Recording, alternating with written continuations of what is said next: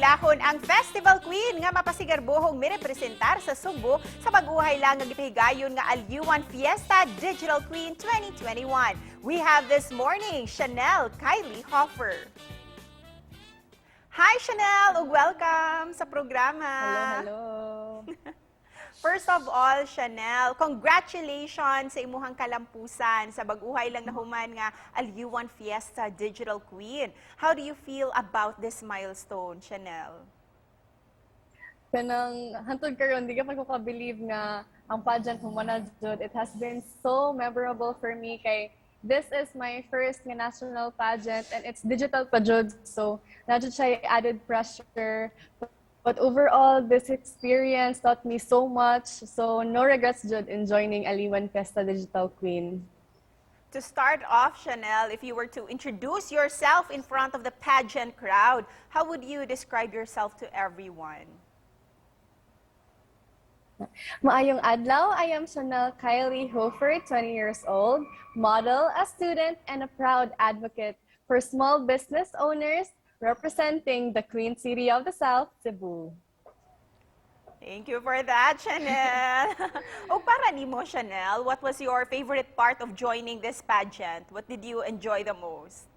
I can say digital pageants add more pressure, but the memories nga naa nga makuha na to is the best jud. For me, ang part nga nag-enjoy jud ko is ang chance nga maka-represent ko sa akong town, which is Minglanilla, and something siya nga maka-proud kayo. Sa usa nimo ka post sa social media, Chanel, you mentioned about fitting to the norm and coping up with the beauty standards, especially for a model like you and a Gen Z member like you. Para kanimo, Chanel, what's your perspective about beauty? What makes a woman beautiful? In these times, manggod, we're presented of a lot of standards of beauty. Dapat puti ka, dapat niwang, dapat taas og ilong, or unsa pa na diha. Pero kung tambok ta, ingnon po ta nga magpaniwang. Nya og niwang ta, ingnon sa ta nga mag... So, but ang unsa may kana na fail na to see and to appreciate is the beauty that we have inside and how it can easily radiate to other people. Ako manggod, my perspective of beauty is far different from the norms. If I see a woman who is kind, compassionate, very down to earth and approachable, that is the kind of woman nga beautiful jud bisag unsaon. Ug matud pa ha sa mga pageant fans, ang imuhang university kay gitawag nila karon nga home of the Bisdak Beauty Queens. How did your school and your schoolmates help you with your passion to join pageants, Chanel? So recently, si Ate Bea Gomez, nakadaog siya Miss Universe, and from USJR siya, which is ako sad. And si Ate Gazini Ganados, Miss Universe po siya sa una, and she's from USJR sad.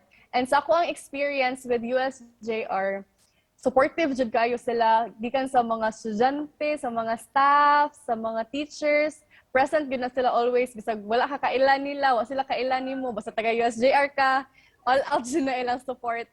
Chanel would also like to know unsa ang imuhang mga advokasya ug mga proyekto nga gusto nimong panguluhan. Of course, ang akong advocacy is ang pag-help sa atong mga small business owners bisag asa man na sila. And sa dili na siya sa pageant lang kundi ganahan ko nga ipadayon siya until nga kaya nako. We're so proud of you, Chanel. Busa, to end this interview, unsa ang imuhang words of encouragement para sa ato ang mga kapuso this morning? Always remembering you are worth it, you're beautiful, and the best way to make use of our beauty is to extend our help to everyone that who needs it. Always believe in yourself and don't let fears and doubts stop you from doing what you love.